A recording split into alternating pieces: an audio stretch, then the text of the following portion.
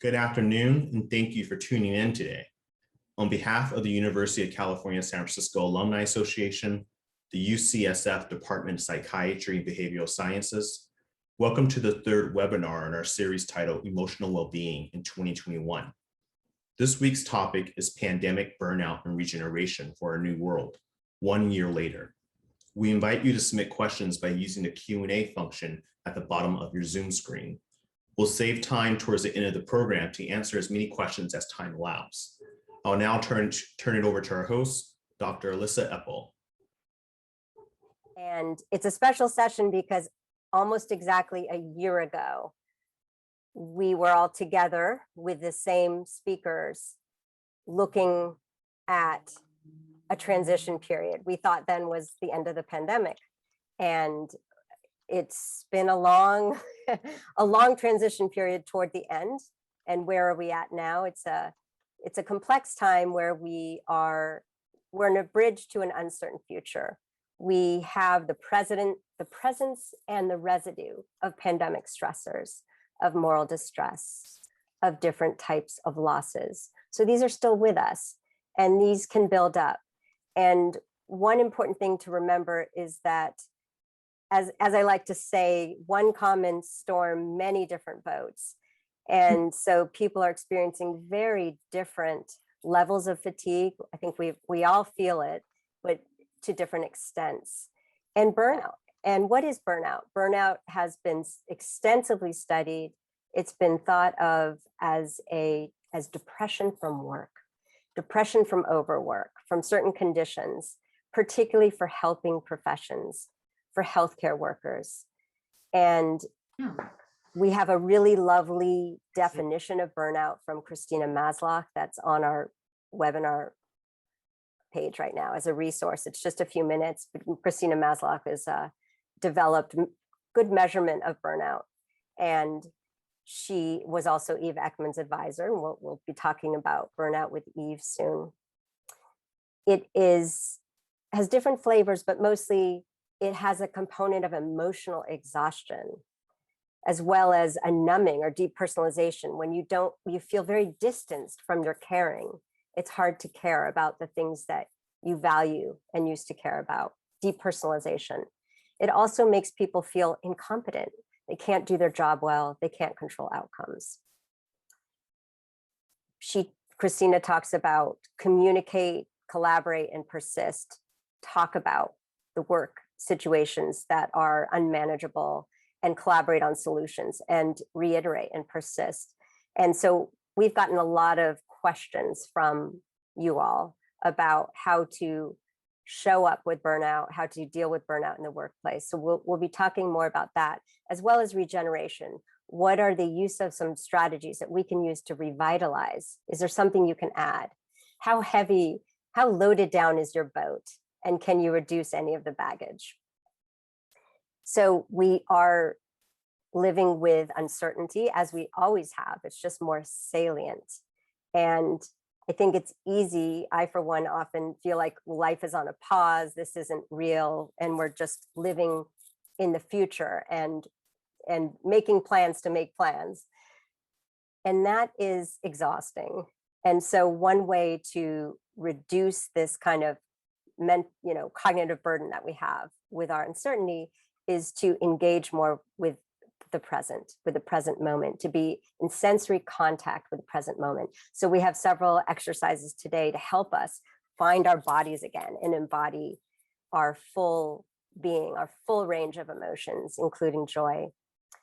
So we're going to start with a meditation. So I'd like to introduce Trudy Goodman and Jack Kornfield.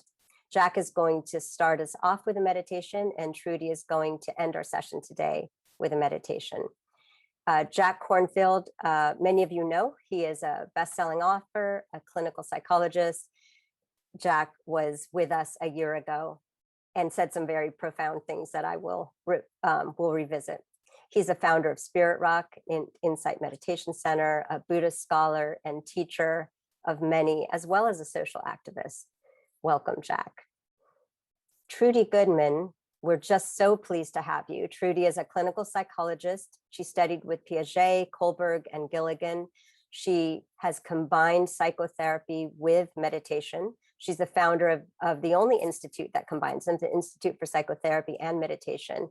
And now, in the last decade, she has become the founder of the largest meditation center in LA, InsightLA, and which does a lot of humanitarian work. And Trudy also teaches in refugee camps in Sudan. So welcome, both of you. It's so wonderful to see you and get to have you together. They're also married. Last month, we got to hear from Esther Perel and Jack Saul together, and I know you are connected to them as well.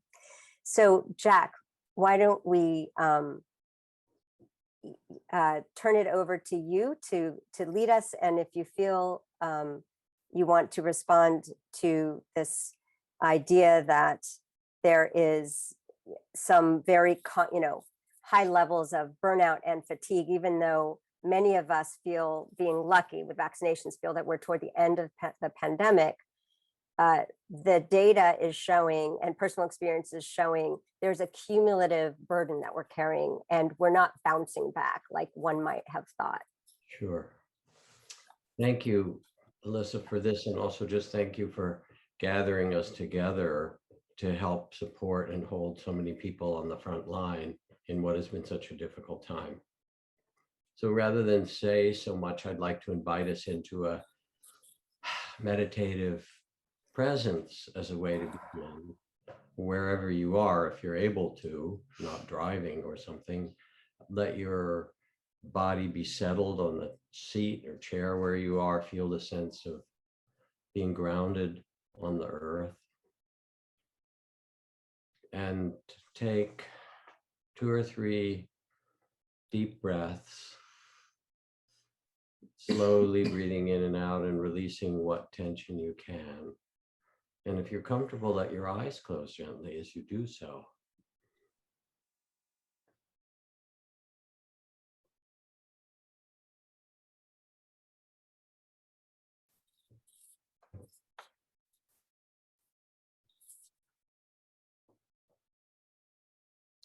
And with this present moment awareness, I'd like us to bring the power of mindfulness, of mindful, loving awareness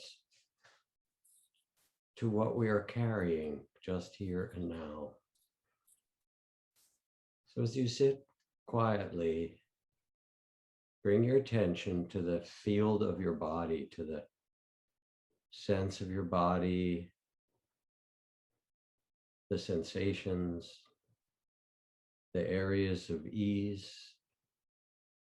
and the areas of tightness and tension.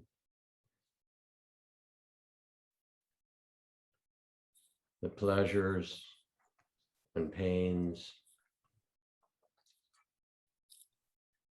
Bringing a mindful, loving awareness to your body just as it is.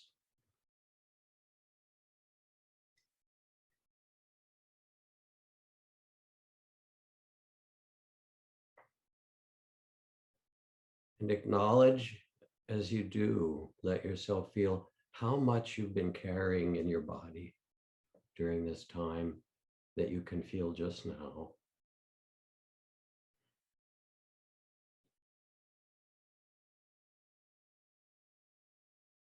And in whatever way you can imagine,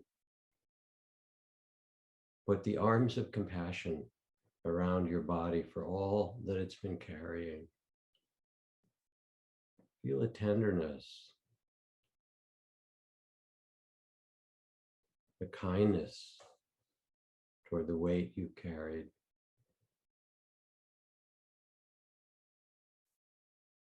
And then say thank you.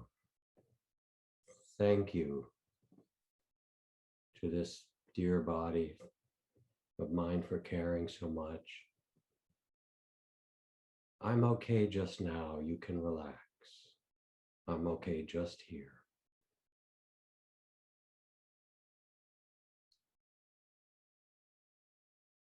And notice what happens as you hold your body with compassion and gratitude for all it's carried. Thank you. and say, you can let things down now. I'm all right. Just here and now.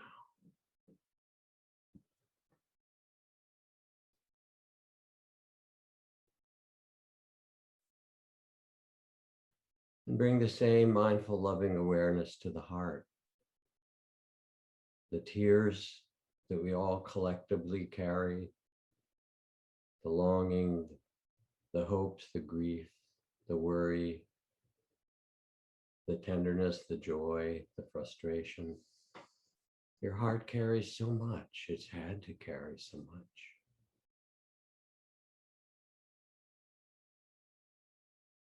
And as if you could wrap your hands of kindness, loving awareness, and compassion around your heart, or offer your heart a moment of tender gratitude. Thank you. Thank you for carrying so much during this time. Thank you. You can relax just now. I'm okay just where we are just now. You can relax. And breathe gently and let the heart soften with all that it carries. I'm okay.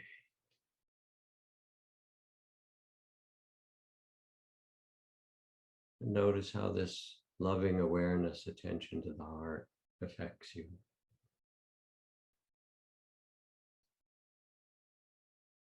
And finally, to the mind, the busy mind of thoughts and plans and concerns and cares and worries and memories and organizing and strategizing, that whole busyness, as if you can witness it with loving awareness now.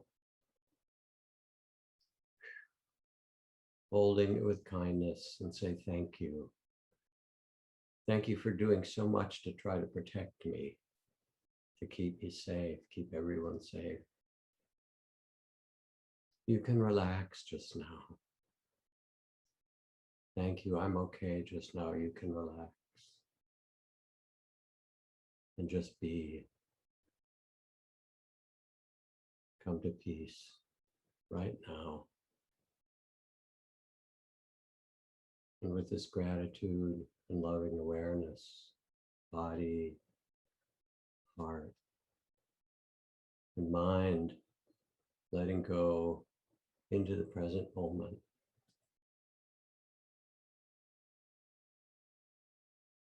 I'm okay just here, seated on the earth, breathing in and out with goodwill and kindness.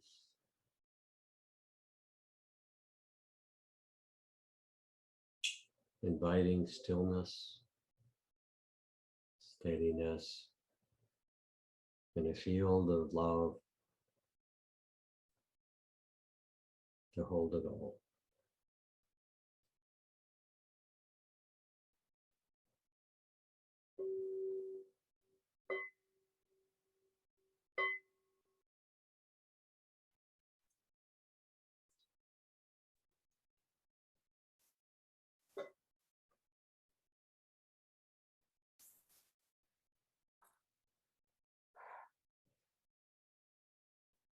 Thank you so much, Jack. That was beautiful.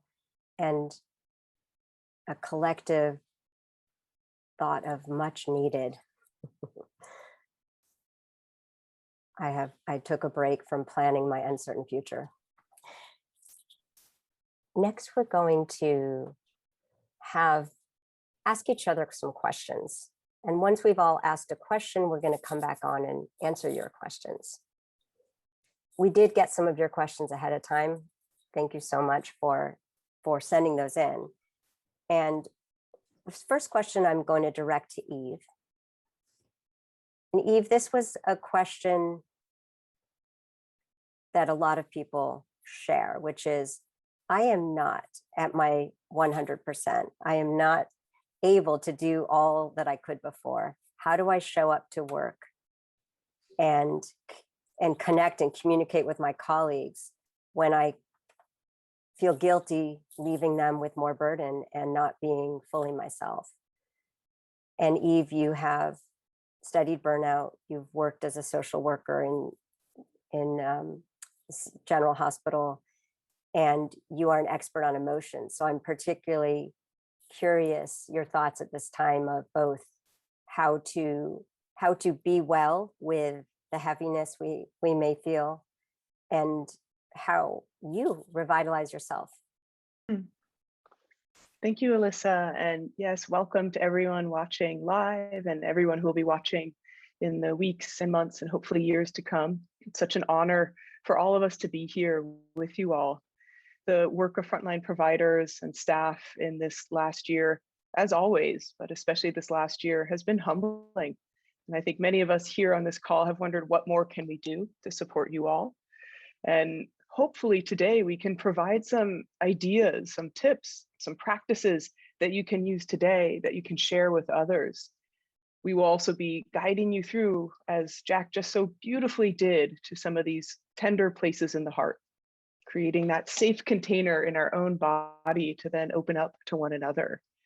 And importantly, directly relating to your question, Alyssa, what do we do right now? I will have to rely upon a great body of research and my own personal experience that right now, we actually can't do this alone. Arguably, we can never do this alone.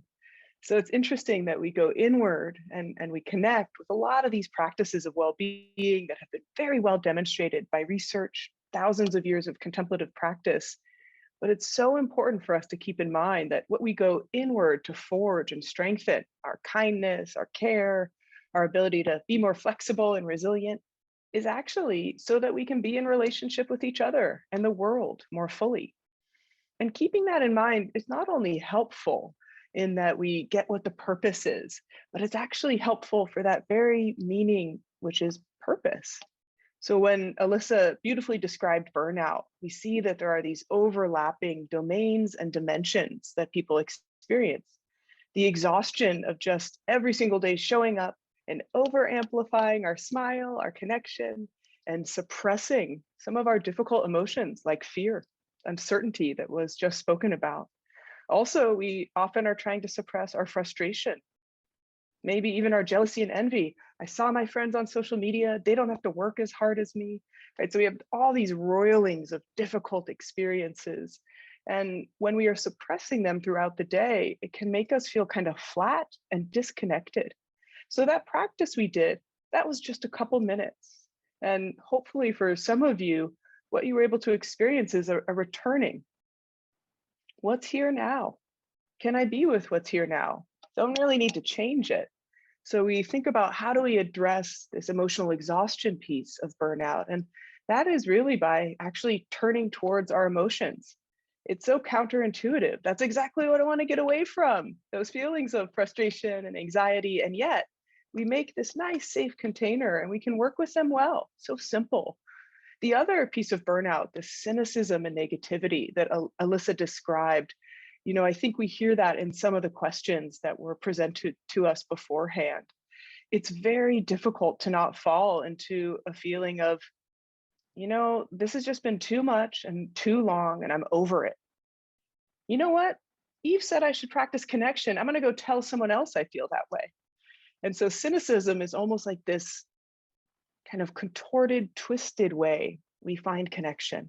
We find connection, but only through shared negativity. And though a little bit of venting can be so helpful, we're getting heard. When that's our ongoing everyday cycle, we're actually perpetuating it. A beautiful study by Christina Maslach, she looked at an entire hospital. She gave everybody a burnout scale, and then also asked everybody, who do you spend time with? What she discovered was that the people who were the most cynical spent time together. So one invitation for us is, how do we actually forge and create meaningful social connection while we're stressed out? How do we say, yeah, things are hard, and what are you grateful for? What feels okay?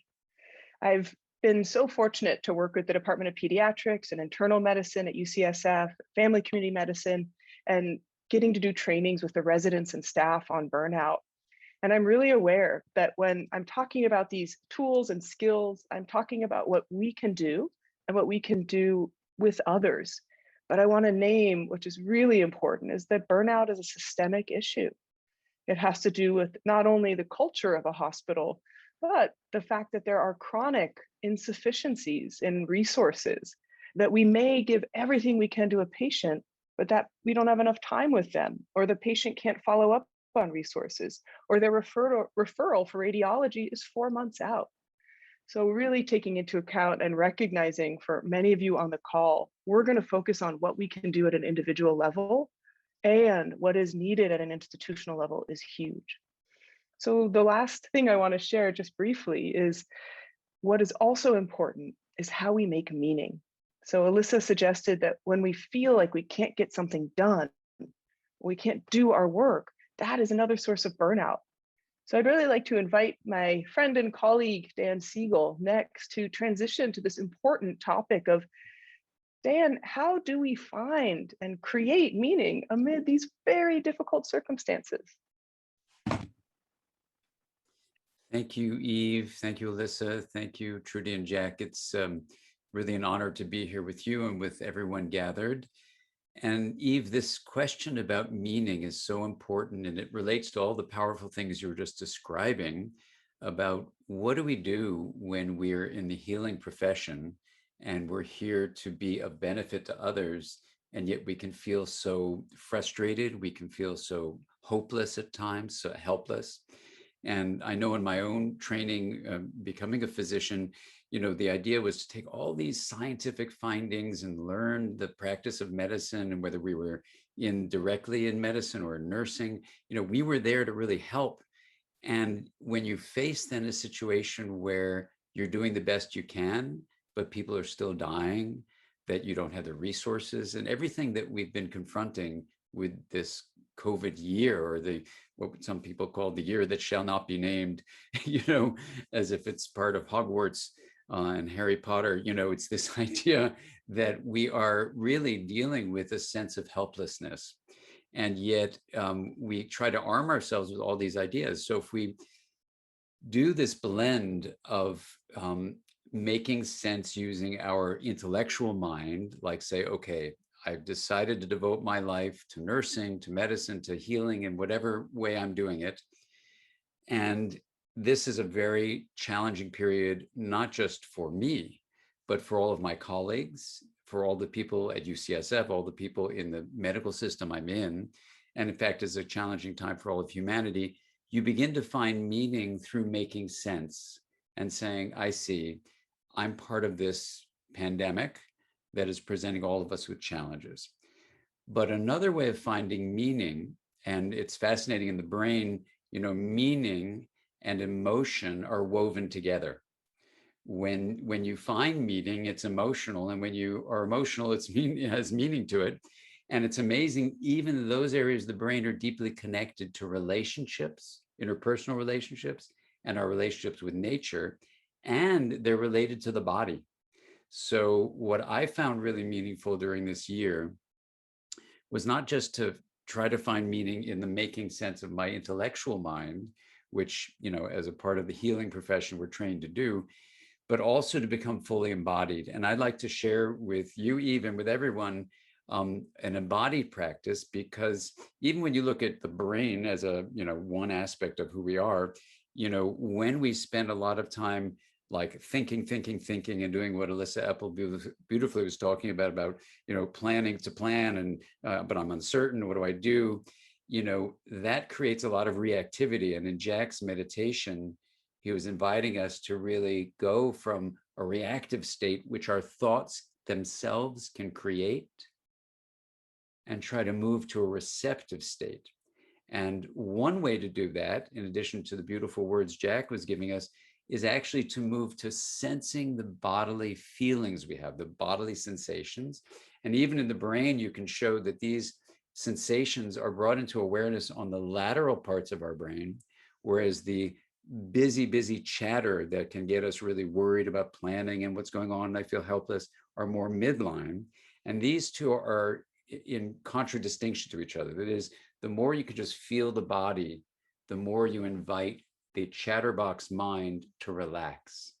So it's a really interesting neurological finding that we can use as people facing challenges. And I invite you then to get ready to do this embodied movement. So make some space around you. Clearly, if you're driving, listening to this, you can't do this, and wait till you can listen to the recording.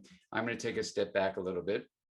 Well, what I want to invite you to do is just see if you can let your intellectual mind, which is so important, but is just one part of a bigger story of who you are, let that mind take a pause.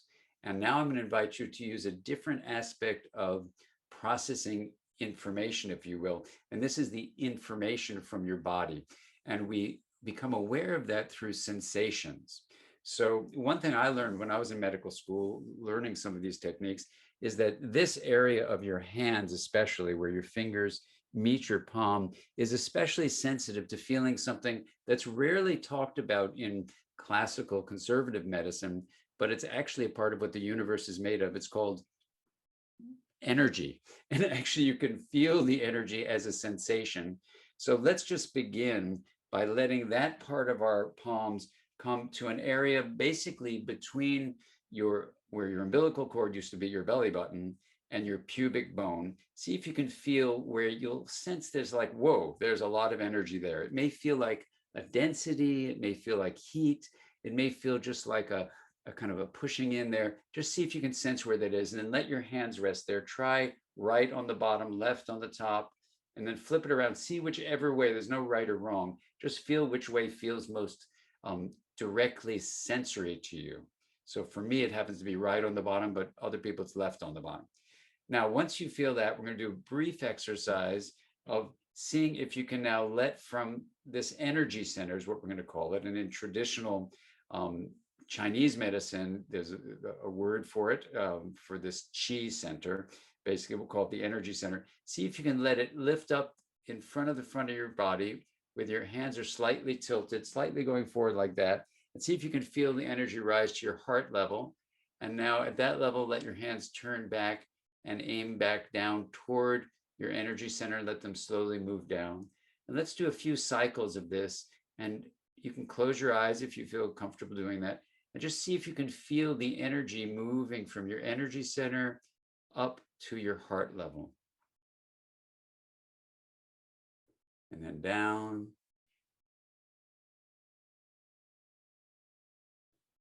That's great. Good, and that just lets you feel the energy of the body. And then let's do on this next one, let it go all the way up to your forehead level. So now you're going to raise it past the heart level, bring that energy all the way up. You may feel a rush in your head. That's okay. All the way to your forehead and then down, back to the energy center. And on the next time, we're even going to go above the forehead to the top, to the crown of the head. And just see if you can just feel that energy. That's great. And now bring it back to the energy center. And now what I'm going to do is I'm going to teach you 3 of 9 movements. These are what are called integrative movements. This is inspired by a combination of the ancient tradition of Tai Chi and Qigong, as well as modern dance, and just a view from a field I work in called interpersonal neurobiology, where we see integration defined as differentiated aspects of a system being linked, like different people on a medical team having different roles and then linking together for a common goal, or a choir singing together in harmony. These would be examples of integrative relationships we have. Even in the brain, you can show that integration is the basis of well-being. And we're going to do integrative movements. In the full practice, there are 9. And Alyssa Eppel will put up a link for free to a session I did in August of the pandemic year that shall not be named, where I review these all for you, in addition to something called the Wheel of Awareness. So you can do all 9, but let's just do the first of 3 of these.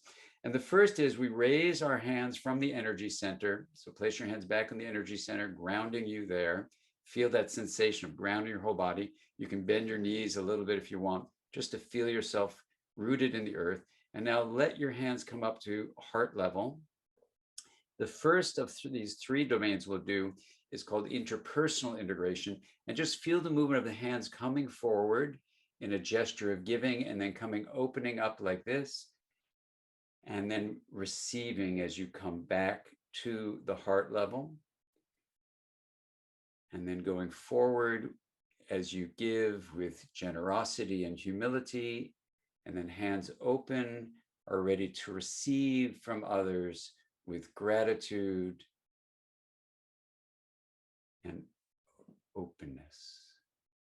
So giving with generosity and humility, and receiving with gratitude and openness. And just let this movement now, without my words, be symbolizing this important relational integration, interpersonal integration, and feel a few cycles of the back and forth and what that feels like in your body.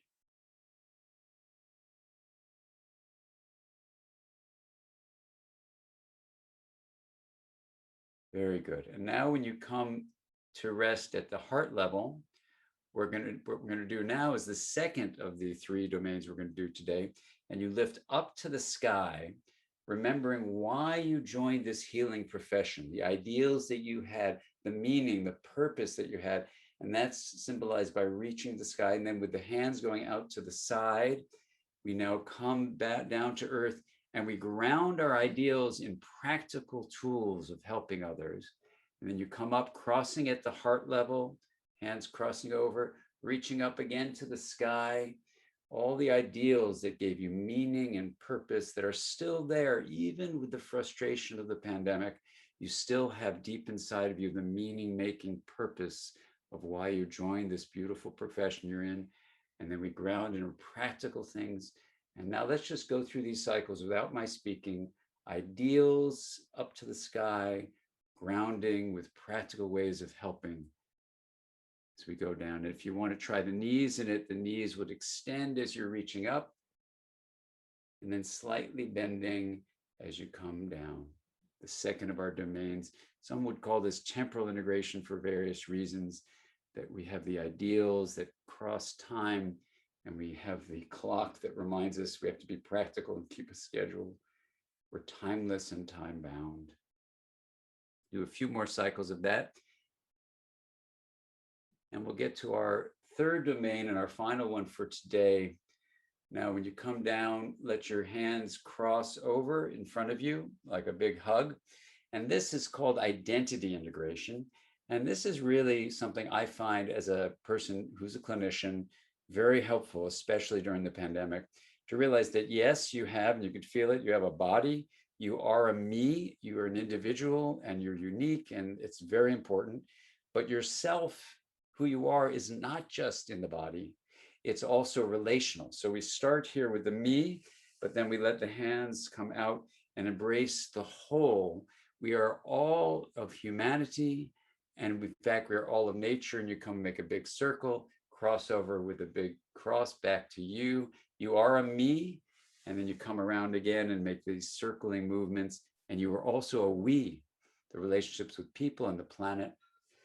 And so in many ways, this is me plus we equals the integrated identity of the funny word, we.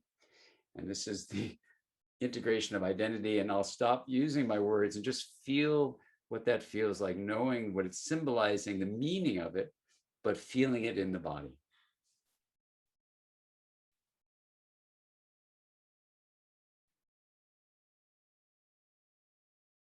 Let's just do 2 more cycles.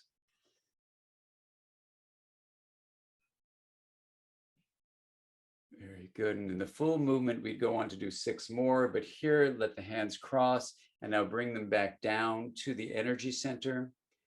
And now let's just do a couple of raises up above the head and then back down, and just grounding the energy we were just moving around relationally and making meaning. One more time up.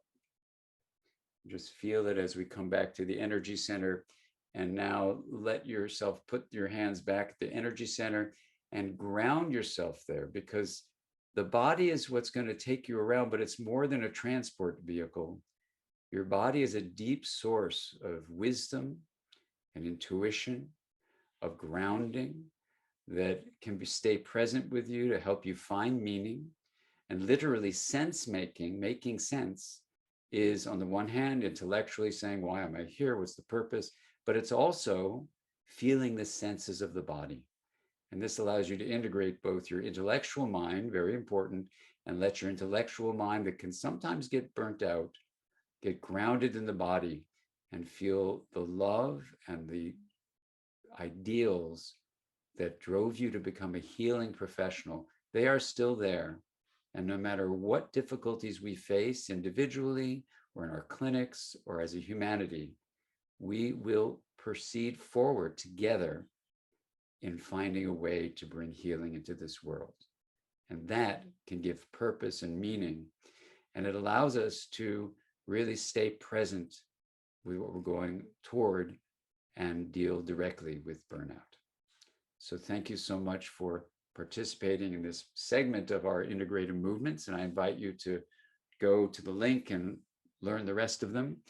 And, you know, this all raises the question, you may say, well, if this is a way of being present, you know, how do I actually stay present and also be present with my worries? And I want to turn this to Trudy, if that's okay, Trudy, and ask you the question. In your, you know, decades of practicing and wisdom traditions, how do we stay present on the one hand, but what do we do with our worries and stay present with our worries? Thank you, Dan. Thank you. Just even you're asking me that question, I can start worrying right away. And but I want to just also offer my gratitude for being here, for having a chance to do something besides, you know, bang on pots and pans or howl, to say thank you to all of you who are working so hard to keep everybody as safe as possible. So thank you for that. You know, worry is really, it's a kind of, it's mental suffering to worry. And these teachings that we offer for mindfulness and self-compassion, they're really about ending suffering. But I don't know about you, it's not easy to end worrying. And I'm just going to share with you sort of my personal experience with worrying and what I do about it, because I am a worrier, not a warrior, a worrier. And I come from a long line of anxious females in my family. And we just worry a lot. And I mean, you can ask Jack if he's late coming home from a run. My mind instantly has him fallen, his phone is out of reach, he can't call, it's dark out, etc., etc. You know, we know that worrying doesn't help. The Dalai Lama, quoting a famous ancient text, said, you know, basically, if you can't fix it, why worry about it? And if you can fix it, then just fix it, do something about it. That's simple to say. It's not easy to do. I know that I've asked teachers, I've asked therapists, I've asked, what do you do about worrying? I have a brain that writes dystopian novels, chapter novels in an instant, in a flash. And, you know, this kind of can happen all day long if I'm not mindful. So what helps me with the worries is it's taking a step back, and sometimes it's even physical. Just literally moving the body back a little bit into a state of receptivity, because worrying, the mind is going out toward the future generally. I mean, we worry about things from the past, but especially now with all the uncertainty in the world that, you know, that we've all been experiencing and talking about, we worry about the future. And so the mind that is tipping forward into anticipating and worrying about the future can actually be invited to step back and to simply receive this present moment. And of course, this is the practice of mindfulness. Now, if you're like me, from a long tradition of warriors, and in fact, I don't know, I mean, in our family, and I think it's maybe true for Maybe it's culturally true for other Jewish families, but worrying was a form of caring about somebody. You worry about them, and that's supposed to protect them. You know, worrying is supposed to have a protective element to it, but it doesn't. It really doesn't. So it's worth, I have discovered, when I catch myself, when I notice that my mind is worrying, to just take sometimes even a physical step back, just to move back and take a deep breath and look around and say, what is here right now? You know, this is something we can do with trauma memories, traumatic memories too. Just remind myself, right this minute, I can see, hear, taste, touch what's happening. I can be present with it. And in that, when I'm doing that, it actually interrupts the momentum of worrying, because worrying can have a very powerful momentum. And in terms of what Eve said, talking, relating to people can help too, sharing worries, but up to a point, because it's kind of like cynicism. Worrying can be contagious. If I share a worry with you that you didn't think of before, good, now you have something else to worry about, right? So to be mindful about, you know, what is the impact of what we're going to share with somebody about our worries. And then there's another piece, which is self-compassion. Worrying, as I said at the beginning, it's a form of mental suffering. And so I can be kind of tender with myself about that, as though I'm mentally saying, you know, I noticed I was doing one of Dan's hand movements, just, they're very comforting, as if I'm mentally saying, they're there, it's okay, something comforting to myself. Worrying is painful. And, you know, we like to quote Mark Twain, who said, some terrible things have happened to me in my life. And some of them actually did happen. Now, the key word is some of them, right? They didn't all happen. And most of our worries will not come true. I recently learned that, you know, worrying is also, just like, as I was saying, in our Jewish family, it was a form of, I would say, misunderstood or misguided protection. Like, this is how you express love, you worry and you're concerned. But another function of worry is to try and control our experience. Maybe if we worry about it enough, we'll get it right.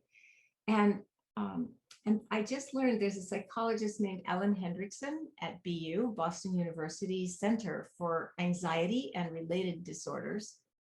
And she explains there's two kinds of control that we can have. And, you know, when we think of control freaks, that expression, we usually think of, you know, people who always want to keep everything under control, but it's kind of rigid. And there's another kind of control, actually. And it's creating a lot of space. If you're worried about your horse, give your horse a big meadow to roam around in, right? And the other kind of control has to do with accepting the fact that we can't control everything and that there's so much that we really don't control. And so primary control is trying to change the world out there around me. And secondary control is actually adapting, adjusting, making peace, being present with what's happening in me and around me. And research studies have shown that people who have a higher level of secondary control are just a lot happier with their lives than people who have this primary control. And the last thing I want to say in terms of just stepping back and receiving the moment is that life is offering us an endless invitation to be present, to enjoy, to love, that to realize we do have our life in our hands.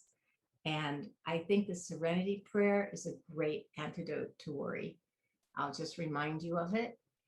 God, grant me, God, or however you envision God, Grant me the serenity to accept the things I cannot change, the courage to change the things I can, and the wisdom to know the difference.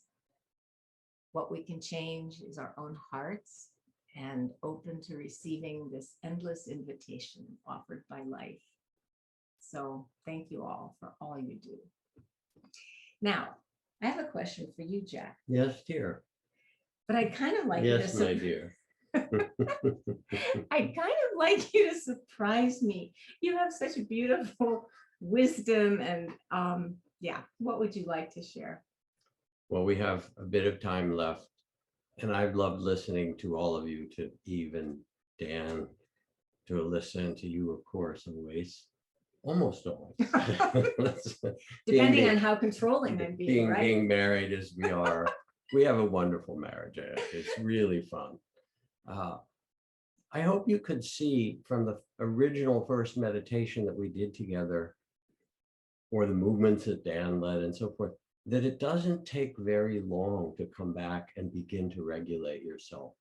Part of what happens is we get so caught up, and then it's as if we can't take a break. But when Trudy says to take a step back, or to bring that quality of mindfulness that Eve spoke about, or what we just did in the first meditation for 5 minutes of 10 body, heart, and mind, all of those can be very short.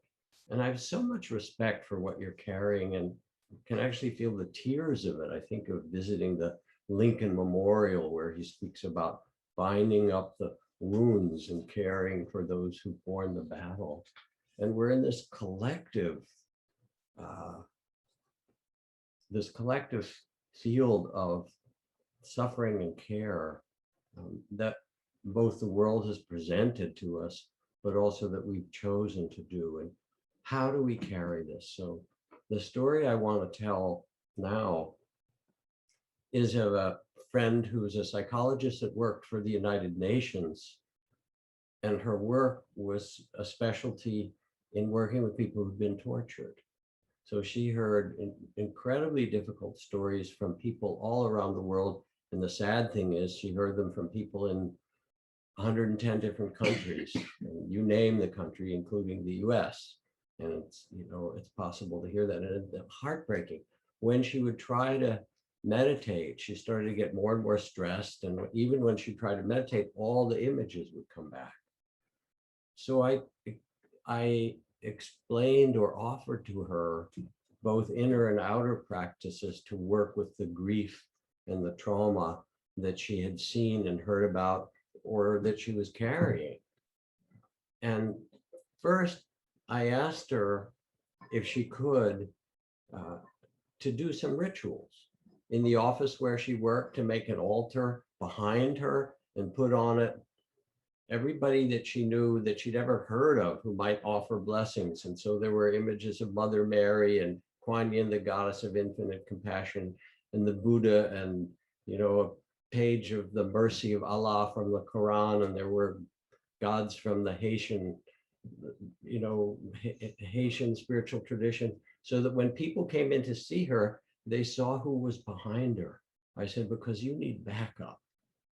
But even if you can't do it there, make an altar at home and put on it, whether it's those that inspire you in that way, or you can have a picture of Marie Curie or Einstein or Asclepius and Panacea and the great, or the grandmothers. And each day before you go to work, make a vow, place a little offering, a flower, or a piece of fruit, make a prayer, and most importantly, say, will you carry this for me? Because it's not right for you. And it would be it's just wrong. It's not your job to carry the suffering in your body, in your heart. You're a servant of something greater. And when you make that prayer, feel yourself say, may I empty myself and serve, and leave it in your lap. And then during the day, when you're able to, if you can take a pause, we talked about rituals that she might do between each patient, to wash your hands, to again re-envision the altar and say, all right, now, Mother Mary or whoever it is, please carry this for me. to walk around the block when you get home each day, to make a ritual where you take a shower, to have a song that you play every day that you come home that uplifts your spirit, to do those things in a ritual way that remind you that you're part of something so much bigger than what's given to you. And then, as we talked about how interpersonally how important it is, and then also share them, because the trauma is blocked in when we don't tell our stories. And when I work with combat vets, or Trudy worked with nurses from the NICU, you know, they couldn't tell anybody the stories of the people who died, of babies who died, or the combat vets. I can't tell you what I saw, but we can tell one another. And then you can make a sponsor, you can find a partner and say, will you be a self-care partner for me? And every day I will text you 3 things that I've done to care for myself, and you text them back to me. So these are just very practical ways to step back from feeling that you must carry it all, to find ways to release each day, and to connect yourself with that sense of the sacred and the lineage of all the healers that are carrying this, that you are a part of, and it's not individual. So I hope this is helpful. And now I ask Alyssa to add and Yes, lead us further. I'm so happy to have you bring this up, or I was going to have to in a less eloquent way, which is we have so many people who are feeling empathic distress. They might be through their work, it might be through a service job, or someone who lives with us is unhappy or depressed or suffering.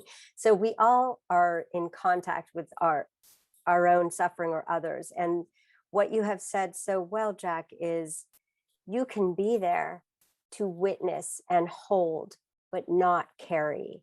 You don't need to carry the distress that you're witnessing. You don't need to put it in your boat. And you know what can you unload? And I love the I just heard about the George Floyd Memorial. Maybe you heard too. His aunt was speaking about how it's a place for people to come and unload their grief, and for him, but also for themselves. And she was describing how someone came who was clearly in pain from loss and wouldn't talk or share it. And she basically said, there is space here to hold it all. It's okay. And I love, Dan, your example of the jar of water. I don't know that we have time for hearing the whole analogy, but just that if you have a huge vat, the salt is diluted and we can handle it. So it's that being with the sadness, naming it, and letting it coexist with the current flow of ebb and flow of life. So I wanted to turn to Liz, and we're going to go 5 minutes over. So I'm sorry if you need to leave us a bit early, but we just had, there's so many of us who wanted to share with you, and it's been very rich. So Liz, welcome. I'm so happy to see you.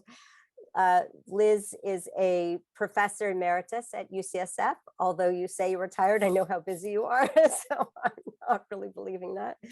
In order not to retire. We have been very busy with a telomere vaccination study, which we'll get to share later this year. Liz has been, and her team has been instrumental. So Liz, last year, you said something very profound, which is, let's not let this crisis go to waste. And your vision for global collaboration in science is not just a great idea, it will save our lives and the world's life. So when we think about the climate crisis, the only way to solve this is these connections across countries and the world. And science is going to be part of that. And so I would love to hear, last year you told us about the Nobel-Lindo Agreement, which is to declare that scientists commit, like a Hippocratic oath, to collaborate, to adhere to ethics. And, it's a it's easy to say, but how do you do it? What do you say when you talk to young scientists? What is your message? Do you see movement in this area? Alyssa, thank you for letting me be on this wonderful session. Yeah, I think the pandemic has had an aspect which is, it has been hopeful for embracing what will become, I hope, more new normals, such as the one you talked about, and in my profession, becoming more about how we do science, and moving from not only the sort of more traditionally valued individualistic and border-based science. Often it was this nation exceeding over another, or it was some individual sort of lording it over another. And that really took away, while individual creativity is so important, that kind of thing also took away something which we've been talking about all throughout this session, and that's the theme of connectedness. Because one of the joys of being in the profession of science has been that connectedness you make with other scientists when ideas just ripple up to the surface with conversations, connecting with people.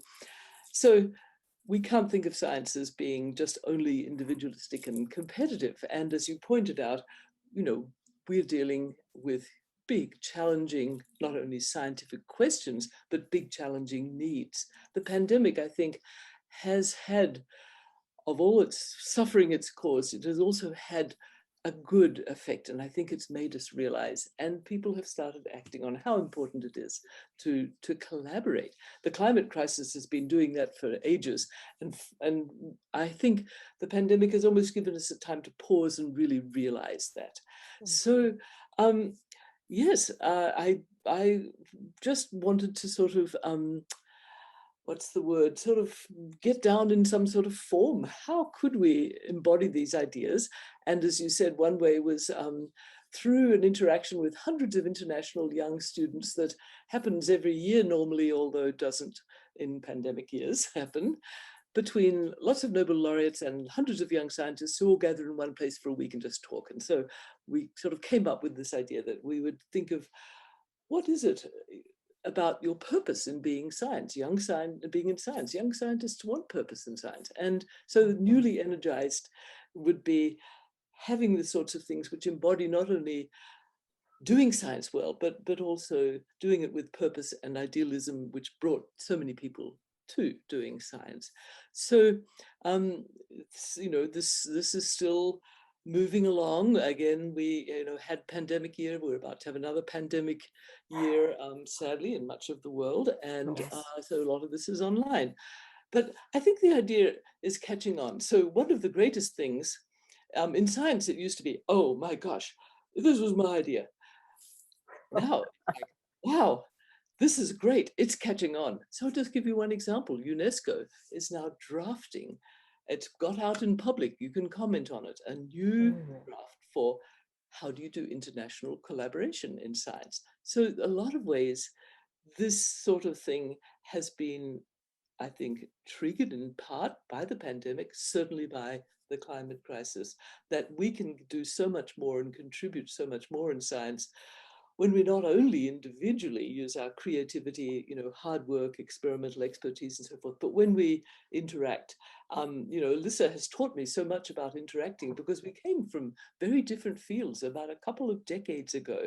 And it was just wonderful to learn from Alyssa, and I hope she's enjoyed learning from me as much as I've enjoyed learning from her and the many collaborators and the kinds of research that gets done by Alyssa and collaborators and people in her general field, and how much we can learn from each other, and then bring a richness and I hope even more effect to that. So yes, beautiful. My thought. I just had to say one little thing because Eve talked about cynicism, and it just suddenly brought a memory back of a collaborative study some years ago, where cynical hostility was measured in a very big United Kingdom study. And it turned out that those with high cynical hostility, that was the measure, had shorter telomeres in their immune system cells than average, those who weren't cynical. And that is a kind of guideline and measure, this shorter telomeres, is a sort of indicator as a biomarker that the immune system is not going to be working so well. So when I heard cynicism, I couldn't resist. But just an example of how bringing very different fields together sometimes gives you ways of looking at problems that you wouldn't have had if you'd stayed much more individualistic yourself. So Beautiful, beautiful example. I don't Liz, think I'm allowed to ask anyone a question. no, we're going to have a meditation next, but I just want to say that, you know, you're one of the few scientists, basic scientists, who have been on a contemplative retreat, and I guess it was a retreat for scientists. And this is it's an open question. How do we change the culture of science? Because we know that it is so individualistic and competitive, and people do feel loss of meaning. It's a hard service job, right? Their goals are lofty, but the path is you can't see the outcome and you don't know your effect. You were one of the few people who did make a very, very basic discovery that has shown to affect human life in a very applied way. But I think more and more people are embracing that you get so much more when you collaborate in Yes. science. So it's doing both, as opposed to the emphasis before was really on the sort of lone hero scientist image. Right. That even how do we take care of it? Institutions can recognize that collaborative science can be seen as true leadership in science. It is not that you just have to be the one leader downing all your competition. Beautiful. Thank you so much. So we're going to close with a meditation with Trudy. And this has been such a delight and pleasure to hear all of you. And this is a topic there are no easy answers to, but you've given so many wonderful experiences and ideas. And we are in I hope that in a year we don't have another reunion of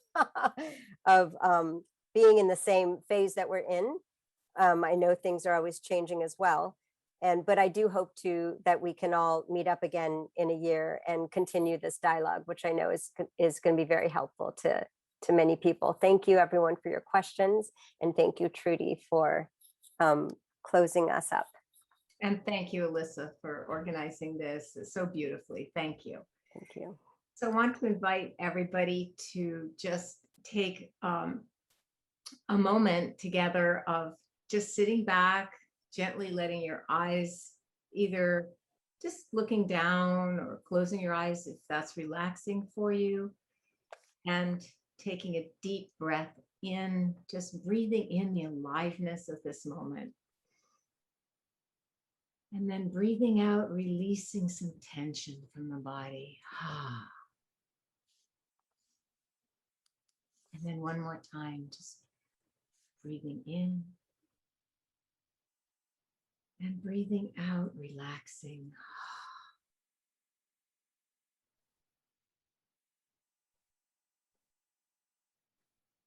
And just as Elizabeth said, let's not let this crisis go to waste. Let's not let our suffering and our difficulties and our worries and our anxieties go to waste. And by that, I mean, each time that you sense the mind, the heart going into a depressing or frightening direction, just gently move your body back. You can practice it right now. Just move your body back an inch or two, stepping back into that open, relaxed posture of receptivity.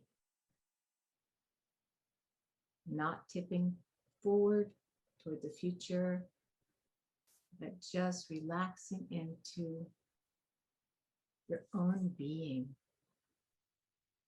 right here and right now.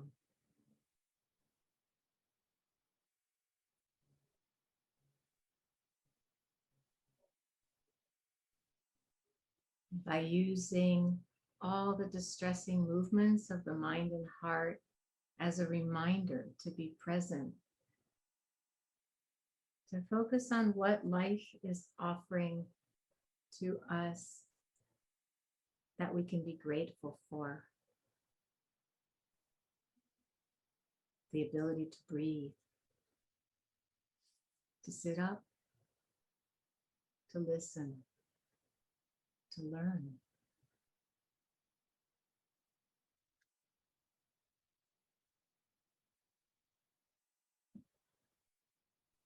Life is an endless invitation to be present.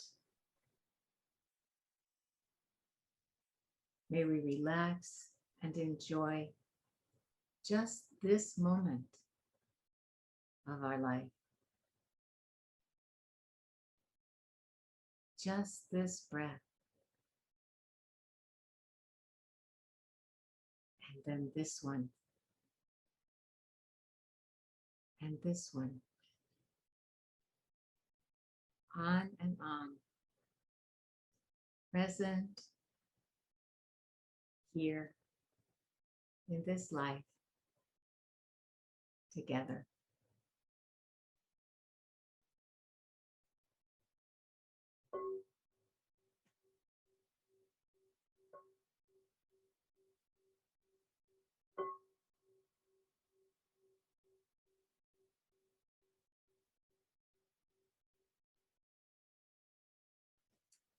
Thank you, everybody. You're muted, Alyssa. That was beautiful, Trudy. Thank you so much. There are wonderful meditations and resources from each of our speakers, as well as Liz's TED Talk on our website on the resource page. So I hope you will find something to implement as a daily habit if you don't already. And I'm just so grateful for all of you attending and all of your time, my friends, my speakers here. Have a wonderful day, and I will see everyone soon.